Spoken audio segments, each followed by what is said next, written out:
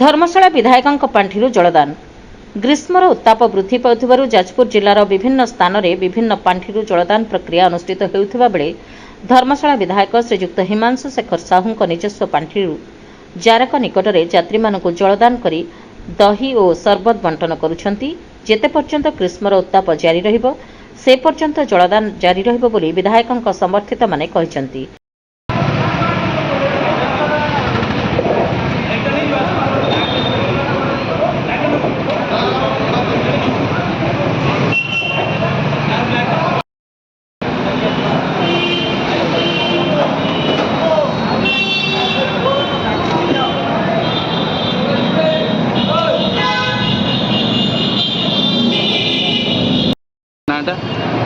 निरंजन दास ज्योति कह निरंजन दास कड़े आसते जाइए कटक जो ग्रीष्मर उत्ताप जो रही जो जलछत्र दान कर विधायक द्वारा कौन कहे ए विषय कौन कहे मैंने जाना यह बहुत महत्वपूर्ण और गुरुत्वपूर्ण कहले अति देव ना कहीं आजिकल जे अन्नदान जलदान ये महापुण्य ये विधायक बहुत धन्यवाद जहाँ सी निज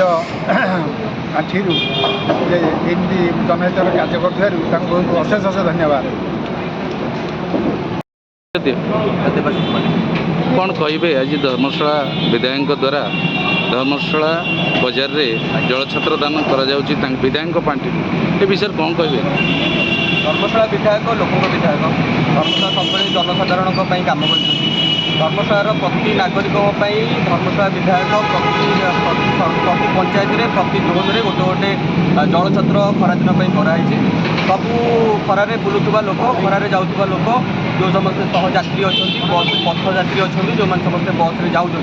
समस्त ये सुविधा कराई समस्ते जलछत्र जलछत्र दही पानी पीकी जाऊँ सेवा आमर आज की 20 दिन है दिहूँ रज पर्यंत सेवा चालू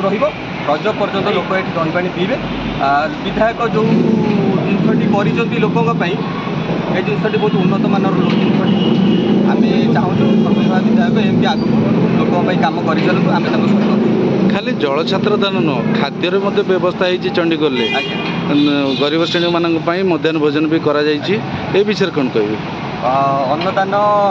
कर आगुरी दिहला अन्नदान बहुत जगह करुले एवं विधायक फांडी जो खोल जा चंडीखोल पाखे लोकों मागणार दि जाऊँगी खाद्य लोक बहुत उपकृत होती जो मैंने अच्छा प्रतिदिन बहुत हैरान होते खाया पीवाई से भी गोटे व्यवस्था कराई प्रतिदिन मागणार आसिक खरा बेले खाई जाऊँच प्रतिदिन 500-1000 लोक आसिक खाऊँ समस्ते उपयोग होती से